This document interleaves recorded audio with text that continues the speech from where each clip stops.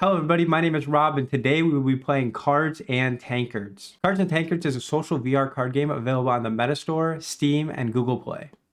Now our goal for this video is to actually use one of the special features inside of the game, and this involves making a deck. As you can see right here, it is called Draft a Deck, and this draft mode reads as follows. Draft mode. Ready for a challenge adventure? Draft mode will test your ability to build a deck beyond normal limitations. With randomly plundered cards, you challenge another adventurer to a draft versus draft battle, where the victor unlocks epic rewards. The more you win, the better the rewards become. But after 10 battles, your draft deck is returned to the void. So this is a 10 battle custom deck build, where we battle against other people with these draft decks in order to earn different rarity of cards. Now we are planning to do the premium version of this draft deck, where these cards seem to be animated. Now we haven't done this before. I'm still newer to the game, but you can see down in the bottom right, there are 3 green rarities, 3 blue, 2 purple, and 2 legendary. We can actually see, I just noticed this, where the gold border is, that means all of these cards will be animated. So we need to draft a deck and try to win all 10 of these games. So we're going to go ahead and purchase the premium edition. We're going to click OK. Now for our primary faction, there's 4 factions in this game. If we check out over at Create a Deck, so this is not the Draft a Deck feature, we can see there's the Dungeon Master, Wild Horde, Plundering Guild, and Augur Order. Now with your decks, when you make a normal deck, you can have a primary faction and a secondary faction. So we would pick 2 of these 4 guilds or factions to actually put cards in to create this deck. Now back in the primary faction for the draft mode, I think we're going to choose Dungeon Master because it's a deck I'm a little more familiar with. So I think I'll have an easier time building a deck in that faction. So we're going to go ahead and choose Dungeon Master. This gives us our first card, which will be our Master. This will be the main piece that is always on the board as you play the game. So we start out with Arcanus. His ability is after a friendly relic gets destroyed, you fetch 1. I don't know what that means. Haven't played with him yet, but I'm sure I will figure it out eventually. Gunhot, I think I'm saying that right, is the main character I play with. When you activate him, you banish 2 creatures from your graveyard, then summon a Desperado with the attack equal to half their total mana cost. And we can see right here what a Desperado looks like. Last is Zerofix. His ability is if you have 10 less life than your starting life total, this has +1 to your mastery.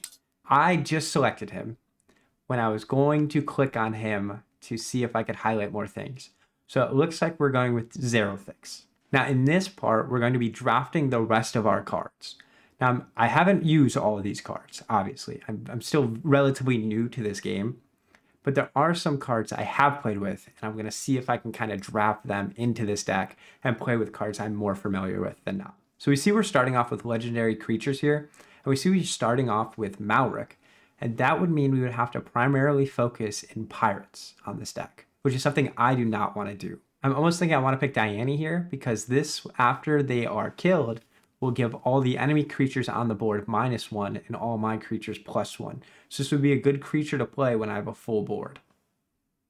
So we're going to go ahead and select Diane here. We're going to go into our next pick. We're going to go for our next choice. We see Animated Weaponry. This is a card I always see people using, so we're going to pick this. There's no real need to go through it. Your adjacent creatures get 3 more attack. If the enter this also gives those adjacent creatures taunts. I think this is a really strong card to build in our deck. The only problem I'm starting to notice is we're picking a lot of high cost cards, and we want to kind of build more medium to light cost in case we run into some problems where we can only summon 1 at a time and the enemy team has a full board. Now, Lumbering Striker would be good here, but we're not really building into a Mobilize and Reserve deck. So we're going to skip on this cost. I think we're going to draft Poison Darts here as our 5th card. Then we're going to go into Spellbreaker because these other 2 cards aren't really doing much for me. We're going to take Spellbreaker because they will give us a turn where if we think they're going to use a lot of spells, they might full wipe our board. This will make it cost more. Less spells being on the table against us is always good. We see another mobilize unit here.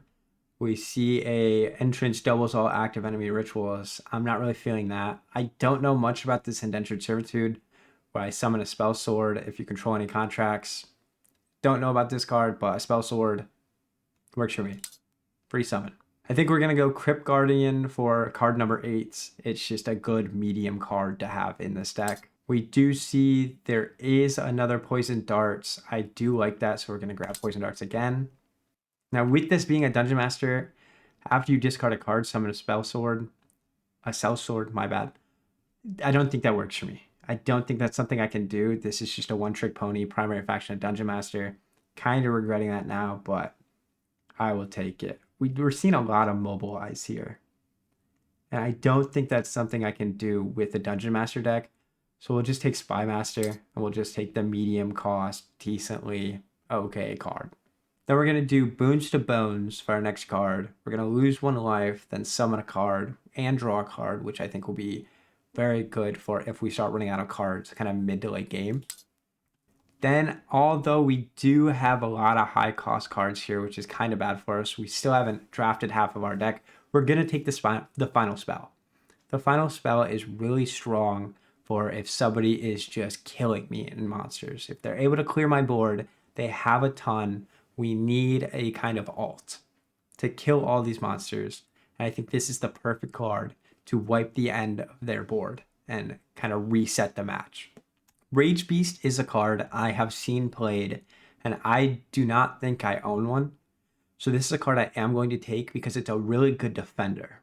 And I want a really good defender because if they attack me with a card that only has 2 or 3 health, up to 4 health, it does 4 damage. So up to 4 health, I can kill the creature and I can defend again with this, making it a really strong defensive card to take.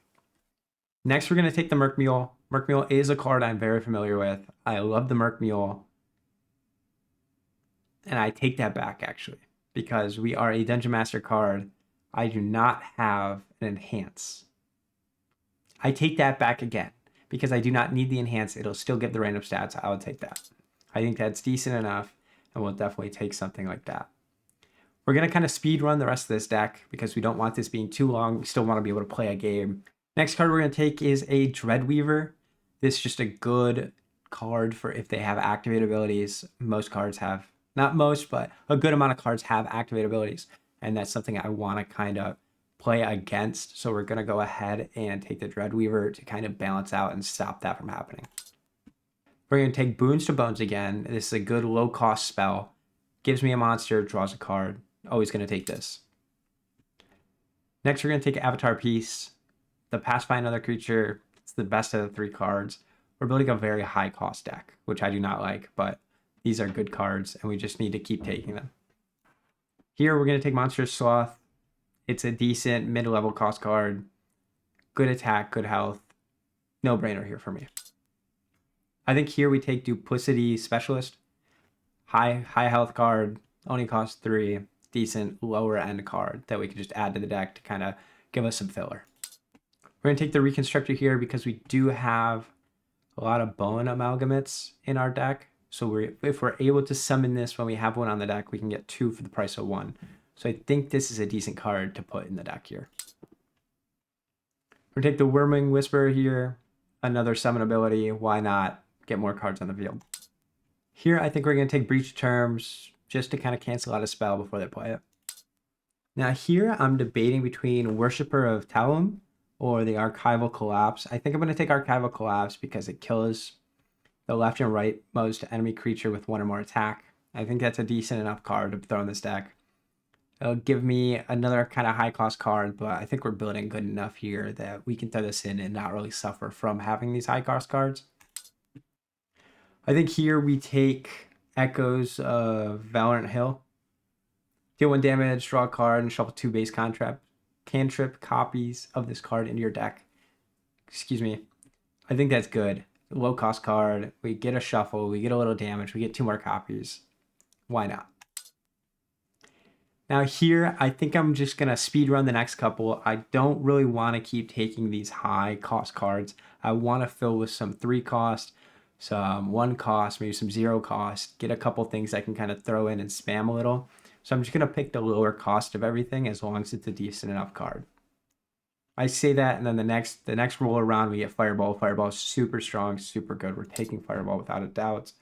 Here, we're going to do another Breach of Terms. Breach of Terms is good. Another Echoes. Traveling Medic. We're going to take War Camp Follower here. Illusion Weaver is strong here for a death blow of Summon a Decoy. Why not? I'm not really feeling any of these cards. We're just going to go to the middle one. Why not? I think we go Dread Experiments here. Sacrifice friendly creature, draw 2 cards in case we need to draw. We're building a lot of drawing cards, which I'm noticing. And I'm not sure if I'm really feeling it. I think this is a bad play. But it's part of the draft deck. I mean, there's not many things. I can't really build around one certain thing because I don't know what I'm going to get. So I'm just kind of taking whatever I can and hoping I can kind of make something that's strong. We're going to go another Avatar piece. Why not have 2 of them? I don't even know what to take here, to be honest with you. I have 1 0-cost card. I have... Okay, we've moved the camera. I just realized it was in the way of you seeing how many of each card I had. I apologize for that. Can't really fix it. It is what it is. Here, not really sure. We have 9 2-cost cards. We have 6 4-cost. We have 2 3-cost. We have a lot of higher cost, which will be okay. I want more 5-cost. I'm fine with building into 6-cost. I'm looking for that 4 5 6 cost sweet zone. We're gonna have to pick a 10-cost because why not? It's the best of all cards. Here we're going to take Sudden Onslaught to mobilize. I don't think we have anything really mobilized worthy or that we can mobilize, but I don't know how this draft deck system works. I don't know if I can still use mobilize. Can I still use reserves? I don't know. So we're kind of going in dark here and hoping for the best of the best. We'll get Friendly Creature Mastery 1 and 1+1. And that's it. We did it. We drafted our entire deck. Hopefully this is something we'll be able to use and will actually help carry us through. We're looking to get this animated legendary, both of them ideally. We're going to see how long we can actually go in this series. In the next episode of this, we will be actually playing with this card. This first episode was an introduction to teach you about the game, show you what's going on, show you the draft deck system, and get the ball rolling on this. Next episode, we will actually be going into a couple of the battles so you can see how those play out. And hopefully this is a draft deck season that we can actually make it all the way through. I'm sure there's going to be hard-fought battles, easy-fought battles. Hopefully we can at least get through the first couple of fights in this before losing. Because once we lose, we got to rebuild everything and start all over again. So thank you so much for watching. If you want to check out Cards and Tankards, I will be in there. Use the referral code ROB_ and it will give you bonus rewards as you log into the game. Once you reach, I believe, level 5, you get gold. I think that's it. I think you get 2,500 gold to open decks and get more cards and play along. You'll be able to catch me inside the tavern on Cards and Tankards, available on Meta, on Google Play, and on Steam. I'll catch you in the next one.